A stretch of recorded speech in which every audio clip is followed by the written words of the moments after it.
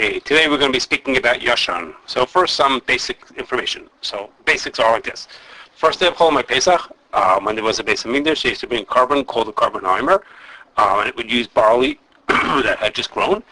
And the Torah tells us that the five primary grains that are wheat, rye, spelt, oats, and barley, if they take root after the carbon heimer is brought, you can't eat them until the next carbon heimer gets brought. So nowadays there's no carbon heimer, so it becomes permitted on the same day the carbon would have been brought, meaning the end of the first day of Chol Pesach. So any grains that took root after the cutoff date are called Chodosh. They're new, and they can't be eaten until Chol Pesach, the next Chol Pesach. At which point, once that passes, then they become Yoshon, which means old, and they are mutter. So, for example, if someone would have planted spring wheat in May of 2022, that's right after Pesach, and it was harvested in August, that spring wheat would be usher until Pesach 2023. Once the first day of Chol Pesach of 2023 ends, then that wheat becomes old, it becomes Yoshon, and it's now mutter, and it's mutter forever. It's mutter, they can eat it as long as they want to. And the opposite, if someone had planted winter wheat in October of 2021, that's when winter wheat is planted before the winter starts, and it would be harvested in, let's say, in June of 2022, then that wheat would be Yoshon right away, because it already took root, it had already taken root before the first day of Chol Pesach 2022, so therefore, as soon as it was harvested, it would be mutter and it would be Yoshon. Okay, so the Isser of Yoshon only applies to the five primary grains, and it basically becomes relevant in practice from the late summer, which is when the grain that was planted after Pesach first comes to market, and it's relevant until the next Pesach, because again, once Pesach comes, once Chol Pesach comes, then everything becomes Yoshon. It doesn't apply to other grains like rice and quinoa and corn, and it's of course not an issue for the first few months after Pesach, because the produce that we have is all stuff that had taken root earlier, was harvested earlier. Okay, now, even though everything I just said to you is accurate about what Yoshon is, in practice, most religious from people in the United States and elsewhere are not makbid to only eat Yoshon. In fact, the Hashgachahs, the larger Hashgachahs in the United States and most of the world, will give Hashgachah to something even if they know it contains Chodosh in it. In the Eretz Yisrael, the Mahajan Hashgachahs will not, but in America, all the Hashgachahs will give Hashgachah essentially, even if it has Yoshon in it, even if it has Chodosh in it, and that's not something new. That's not an American thing. That always was, and Poskim throughout the generations have talked about why is it that here there's a din that's basically a Beferish din, how we Poskim that it's Aser, even in Chutz La'aretz, and yet everyone's making on it. We're not really going to talk about the reasons why, but just briefly, some of the studim why people might be maybe it only applies in Eretz Yisrael, there's such a sheet in the Gemara, maybe it's only from Jewish farms, or maybe there's a Sfek Sveika, it really does apply, but we have a Sfek Sveika to be, and we can assume therefore that it's Yoshon. But again, so that's a question, and that's why many otherwise fine religious people are not makbid to eat Yoshon.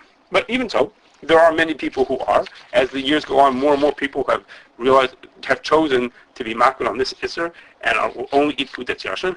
And so what we're going to talk about is what that means and how that's done.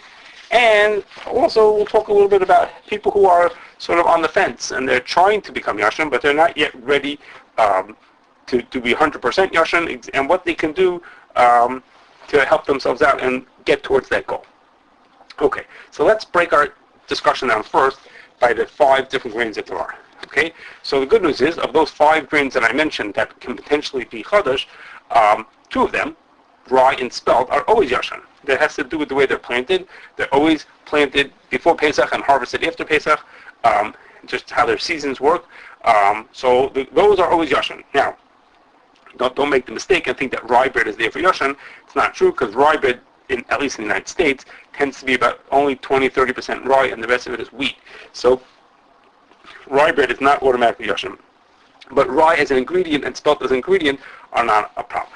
Okay, that's the first. That's the good news. Okay, now let's move on to barley. Barley, or the kernels of barley, what you call pearl barley, it's the same thing.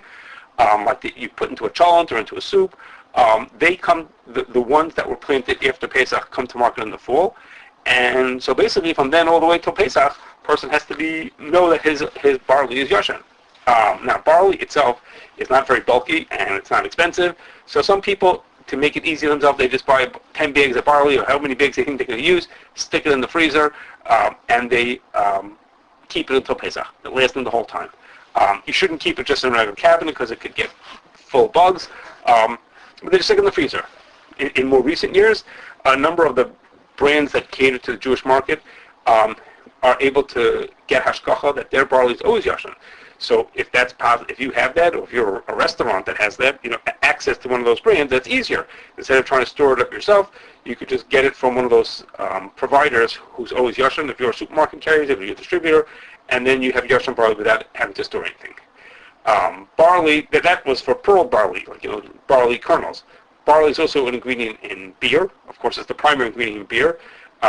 And so sometime in the beginning of the winter, beer will start coming from the Chodosh grains, and a person potentially has to be makbid on that. In that context, I'll mention that an aged whiskey is always Yoshon, because an aged whiskey, by its nature, means it's been held at least over one Pesach, and once the first day of Chol Pesach ends, everything that's in it becomes Yoshon. So aged whiskeys are always going to be okay. Now, there's something else that you can make with barley, and that is you can steep it in warm water, and it turns the starch into a sweet liquid called malt or malted barley, different ways of calling it, or malt extract. Those are all the same thing. And it's used in a few different ways. One of them is it's used as an additive to flours, because it helps aid the protein level. It's in a lot of breakfast cereals for sweetness and flavor, and in some other foods also. It takes weeks or months to make this malted barley, so it doesn't become a Yoshon issue until well late into the season, like close to Pesach. There's also questions about whether maybe it's batel, maybe it's a suffix. So there are many people who are makbid on Yoshon. They will only eat Yoshon food, but they don't pay attention to malt altogether. They completely ignore the issues of malt. Other people are. That said, when someone gives Hashgachah that something is Yoshon, then they wouldn't cut corners in that way, and they will rather, if it's going to be Yoshon, then even the malt would have to be Yoshon. Okay, our next grain is oats. Oats is like something you might use in baking, or in breakfast cereal, or like oatmeal, or even they now have something called oat milk. The Chodosh oats tend to come to market in the fall. So it means if you're baking, it's going to be a problem, right, Rosh Hashanah time, even maybe beforehand. And a little bit later, it'll start showing up in cold cereals, like breakfast cereals and oat milk and things like that. So people who are makbid on Yoshon are going to have to be careful about those things, come those times. We'll talk about soon how they're makbid, but what they do about that, but that they would have to be careful. Now, just as a little bit of an aside, is that it was generally assumed that people who are celiac, who are not able to eat the 5 primary grains, the only grain that they would have to care about would be oats, because there is such a thing as gluten-free oats. So people who don't eat gluten, it was assumed that all they would have to care about was the gluten-free oats. That's the only thing they'd worry about for Yoshon. In the past, not so long, maybe a year or so, there's been a change, because there's something new called gluten-free wheat flour, merino flour. And so that's another thing that potentially they have to make sure it's going to be Yoshon also. Okay, another thing that people who are gluten-free have to be careful about is that people who are celiac or gluten-free are allowed to have distilled spirits, like whiskeys, that are made from grains. Not all of them, but many of them. All of them. Any ones that are distilled. And typically, grains that are distilled are also aged, like spirits that are distilled get aged also, which means they're over a Pesach, and there's nothing to worry about. But vodka and gin are not aged. They are distilled, and they are not aged. And therefore, a person who wants to eat only Yoshon would have to be careful, even if they're celiac and they're gluten-free, would have to be careful that their vodka and gin are made from some other grain, are not made from one of the 5 grains, which would be a Yoshon Ishma. Okay, now our last grain, is the one that is the most complicated for the people who want to eat Yoshon, and that is wheat.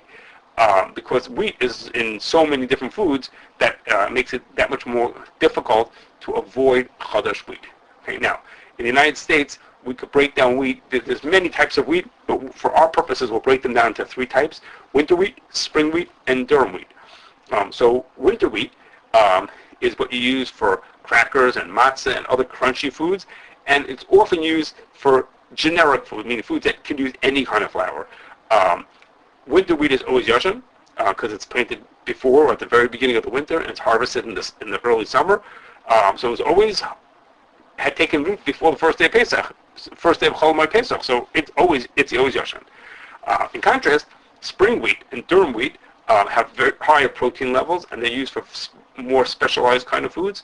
Durum wheat is used for making pasta, and spring wheat is for breads and rolls and bagels and pizza and other things like that, where you want the food to be fluffier. So that's when you use a spring wheat. So spring wheat and durum wheat tend to be planted just around Pesach time. Most of it planted right after Pesach or after the first day, taking root after the first day of Chol. And then they get harvested in the midsummer or the late summer.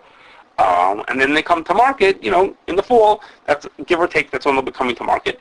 And pasta maybe a drop later, and that'll come to market. Wheat flour is used in all kinds of foods. And we'll talk soon about how a person who wants to be careful about Yoshon would avoid Chodosh wheat flour. But it's also worth noting that there are some foods that you might not have guessed contain wheat. Two prominent examples are licorice and soy sauce that very often, if not almost always, have wheat in them as an ingredient. You could just see it right there on the ingredient panel. So a person who wants to eat Yoshon needs to pay attention to which foods have wheat in them. Lots of them, cookies and crackers, obviously, but even other foods potentially have it in also. While we're talking about this, I'll mention that in the United States, it's a good assumption that vinegar and things that are made from vinegar, like pickles, and, with vinegar and things like that, are going to be made from corn and are not going to be made from wheat, and therefore they are not Yoshon sensitive. That's not true in other countries, but in the United States, that's the assumption. Really, the very vast majority of vinegar in the United States is made from corn, and that's good enough to rely on and assume the food is not a Yoshon problem. Now, I mentioned now the 5 grains and the potential concerns for each one of them.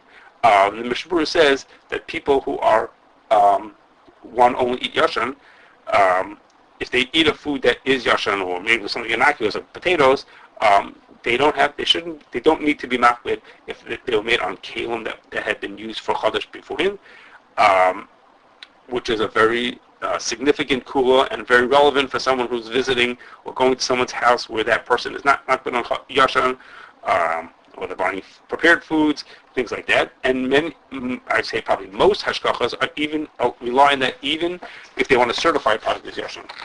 They assume that the consumers, that's what they expect from them, and therefore they would be makel even on that also.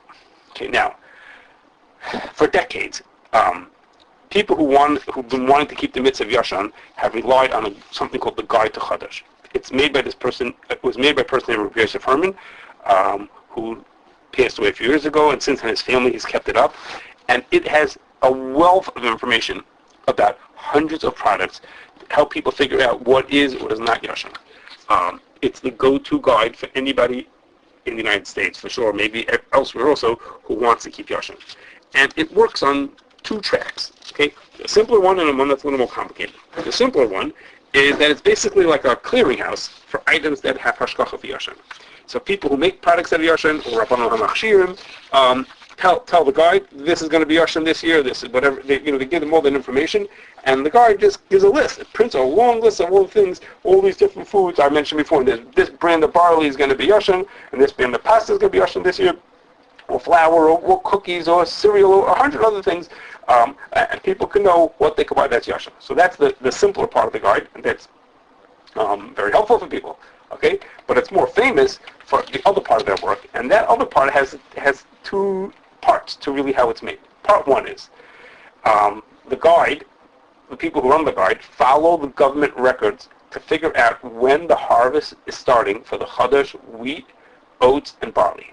So the government keeps track of all these details, and they can figure out when is it that barley, let's say, started being the Chodosh barley started being harvested in the summer.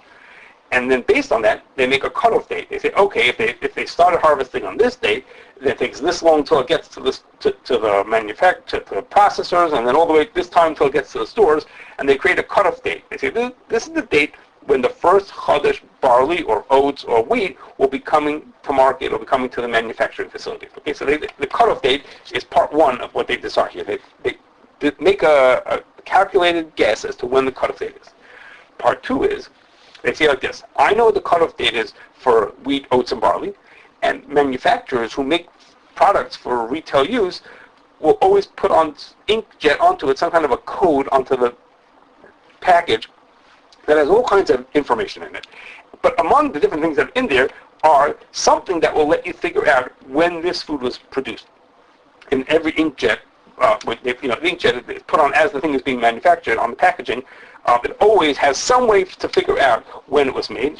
Again, they're doing it for their purposes, but the guide gets in contact with the company and says, company, explain to me how to read your date code, your inkjetting, and then from that I can now figure out when the item was produced. Well, if we use that information together with part one, which is the cutoff dates, we can figure out was this made before the cutoff date or after the cutoff date. For example, there's something that has wheat in it, and in a certain year they decide that August 15th is the cutoff date for wheat. Okay, so that means is if the date code says that this item was produced on August 1st, then it was made with Yoshon flour because it was made before the cutoff date. So that means you could buy it in the middle of November or March. It makes no difference when you buy it. You by looking at the code, can figure out it was made before the company was using Chodosh flour. But if the date code shows it was made on August 30th, well, that's after the cutoff date of the 15th, and then when we know it, then we say it's Chodosh. Okay, so we have those cutoff dates. We look at the codes on the package to figure out when was it actually produced, and between those together, you can figure out by picking up this box of cereal, is it Chodosh or is it Yoshon? Okay, so now if you read through the guide, it turns out that I see 6 basic ways of date coding systems. They're actually pretty similar to each other, as you'll hear. There are 6 different ways, and knowing those 6 different ways makes it easier to deal with this part of the guide. This part of the guide many people find very confusing, but there's basically there are these 6 ways. Okay, I'm going to have I break it down to these 6 ways. The simplest is it's just the date. It says 02/18/22. That means this product was made on February 18th of the year 2022. Okay, it's pretty straightforward. Okay, if that's how the company works, then it's easy. Then you look at the code, you know when it was made, and you figure out whether that date's before the cutoff date, after the cutoff date, and you work from there. Okay. Sometimes there's no date, nothing on it that indicates that directly says when it was made, but there's an expiration date. It says this product is good until whatever, let's say May 14th, 2023. Okay, well then the guide will speak to the company, and the company tells them, well, we make our expiration date 6 months after we package it. Oh, well, if the expiration date was on May 14th, then that means it was packaged on November 14th. Oh, November 14th, it's typically would be after a cutoff date. Oh, November 14th after the cutoff date, this item is Chodosh, unless we find that it was made November 14th of last year. Whoa, then we know then it's Yoshon. Okay, that's the expiration. Those are the 2, in a way, more straightforward. Either it gives you a plain date or it gives you an expiration date, and we know how they date their product, we can figure out when it was produced. Okay, now I have 4. The other 4 are variations of a Julian date. A Julian date means the number, the day of the year. Meaning counting every day. January 1st is day 1, and January 2nd is day 2, and it keeps counting all the way till 360 whatever. Okay, so the one way is let's say something like this: 13230. Okay, and that's a Julian date that tells you 13 is the year. In this case, it was 2013. So 13 is for 13, and 230 is the 230th day of the year, which in that year on my paper says here it was on August 18th. So we know this product was made on August 18th, 2013. Okay, or a second version of a Julian date is, let's say 22425. What does that mean? Well, for this company, 2425 means 242. The first 3 digits are the Julian date, and 5 is the year. So it was made on 242nd day of 5, in this case stands for 15. Okay, so 242nd day of 2015, which was on August 30th. Okay, again, we can figure out if that's before or after the cutoff date. The opposite version, the Julian date, in the opposite version, the one I just told you was 2425. So 242 was the day of the year and 5 was the year. The opposite could be 3224, where 3 is the year, 2013, or maybe I should say 2023. I guess it couldn't be then. It couldn't have been made then, but 2013. And 224 is the 224th day of 2013. That was on August 12th of that year, and then you know when it was made. Okay. And the last is, sometimes a company will write, I have an example here, 230AC. Okay, so 224 isn't a Julian date, and AC doesn't to me and you doesn't mean anything, but in this company, that's somehow a way of that they identify their years. However, they figure that out. So again, you have to talk to the guide. We talk to the company and find out what does AC mean, and they say, okay, it's the 240th day of a certain year, and they say AC actually stands for year X. Let's say that stands for 2021. Somehow in their system that stands for that. Then you could figure out whether the product is Yoshon or not. Okay, and then there are other variations of these 6 basic ones, and even of these 6, a lot of them are pretty similar. Like sometimes there's a prefix that means nothing. It's just a bunch of gibberish. I'll say M93230, and the M9 you should ignore because it means nothing or nothing relevant to us. Of course, it means something not relevant to us, but the 3230 is the way of figuring out the Julian day. Okay, now, as I said, lots of people when they hit those kind of parts of the guide, find it very confusing, and they, for the life of them, can't figure out, is this Yoshon or is it Chodosh? I'm holding this box of Cheerios in my hand. Is it Chodosh? Is it Yoshon? What am I supposed to do with it? They don't know what to do with it. So, in recent years, a website opened up. It's called Yoshon.com, and what it's done is, it bases, the bulk of their information is based on the guide. And they tell you that. They're not affiliated with the guide, but the bulk of their information comes from the guide.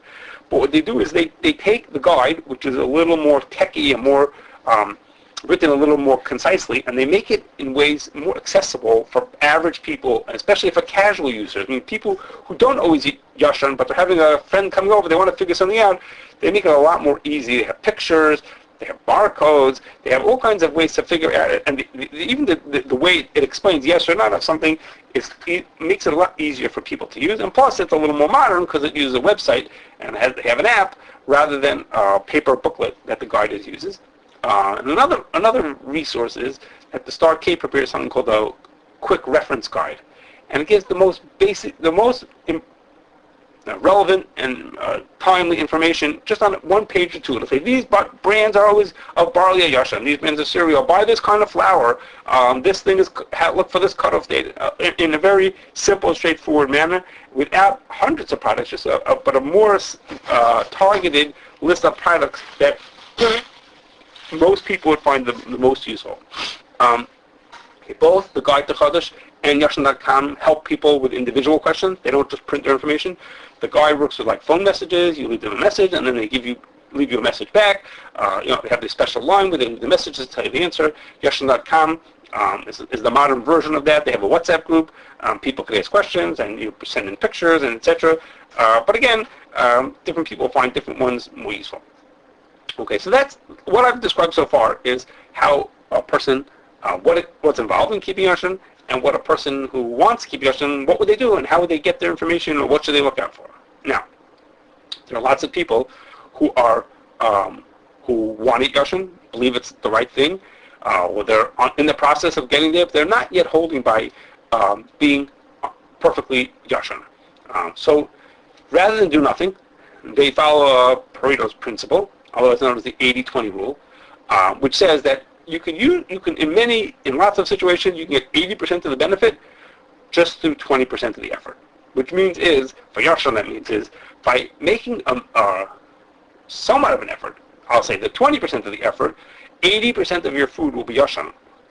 And those the hardest choices, which is the last 20% to make the last 20% Yoshon, takes much more effort than the first 80%, and they say, for now I'm going to hold off on that. I'm going to do what I can. I'm able to do this 20% of effort to get 80% of the benefit, and with time I will hopefully move myself towards being 100% Yoshon. So I'm going to give some help for those kind of people who come from that kind of an attitude. So the first thing is like this. I'm going to repeat or review some of the basics that help us sort of clear the way for lots of the foods. First, like this. Foods with a Mahadrin, reputable Israeli Hashgachah are always Yoshon. So, that's easy. Buy food with Israeli Hashgachah, with that kind of Hashgachah, and support Yidden while you're at it.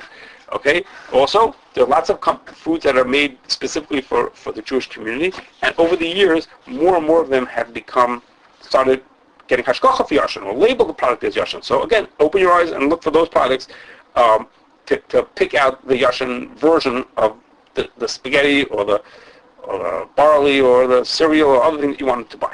Okay, next is people should not, these kind of people, we don't worry about things that are made on Chodosh Kalim. And a person who's holding this position, the 80-20 people, for sure should not worry about malted barley as an ingredient in other foods. Okay?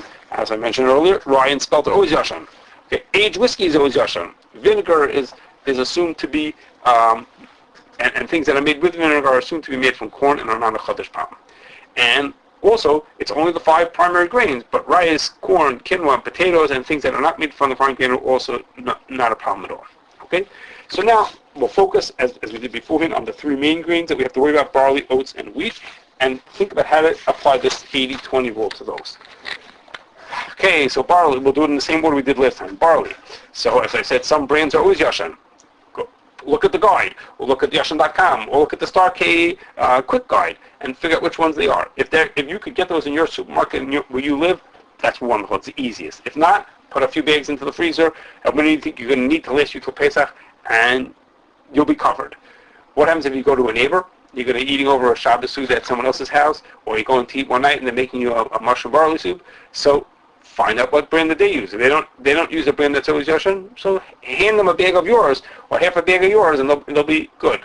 When you go to shul, and shul they're going to serve cholent that has barley in it, so you could ask the shul to get Yoshon barley.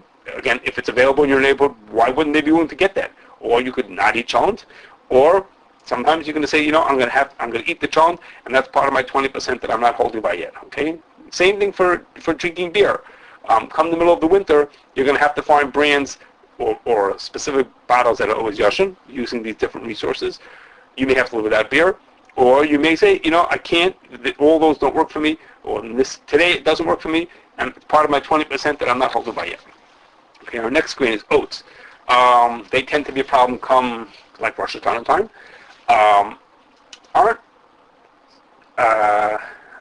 People who bake with oats tend to store them. If they can't find brands in their neighborhood, it's not so easy to find brands that are Yoshon. There's such a thing recently, a little bit, but it's not very easy to find them.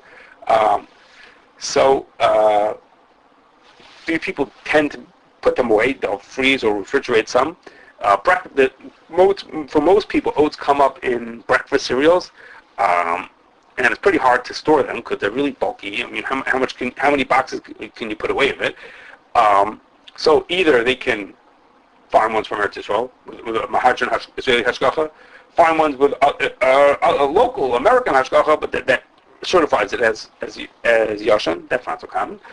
Find ones that don't have any oats or wheat in them. Also not so easy, but it's possible. And if not, they may have to throw it into the 20% and say, this I can't do for now, or I'm not ready to hold by this yet, or not yet this year. Okay. Now, for wheat, our final and most difficult grain. So we saw already that crackers and crunchy pretzels, things like that, made with wheat are meant to be made from winter wheat, and for sure someone with an 80-20 rule should not worry about that. Also, as far as buying flour, so the guide and the other resources that I mentioned before, Yoshon.com and the Star K, can tell you how to buy flour that's Yoshon, either from a Jewish brand or just even from national brands. They'll tell you buy this and this brand with this code on it, or all it from this brand, and then you'll know you have Yoshon flour for baking and other purposes.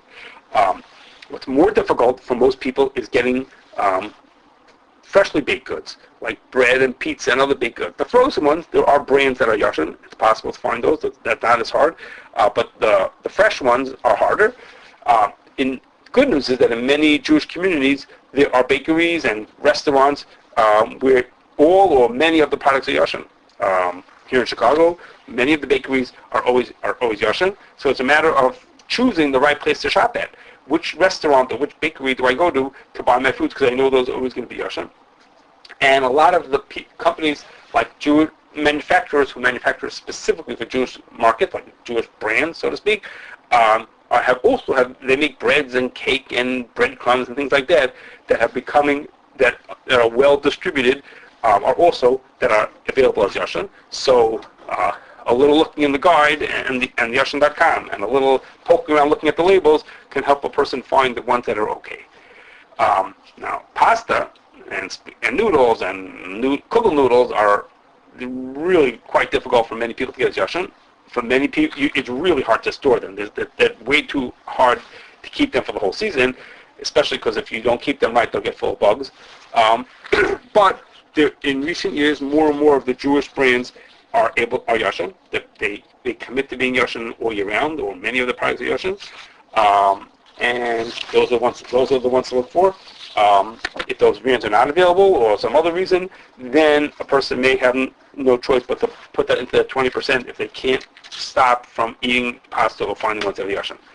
So this has been a short overview of what it takes to keep Yoshon, a little bit of focus to help people who are not yet ready all the way there, but hope to one day be eating Yoshon. And in Mitzvah Hashem, we should be zeichet to be in Eretz Yisrael, and in ways that it's obvious and partial that the mitzvah is to keep it all the time, and we should all be able to keep this mitzvah properly.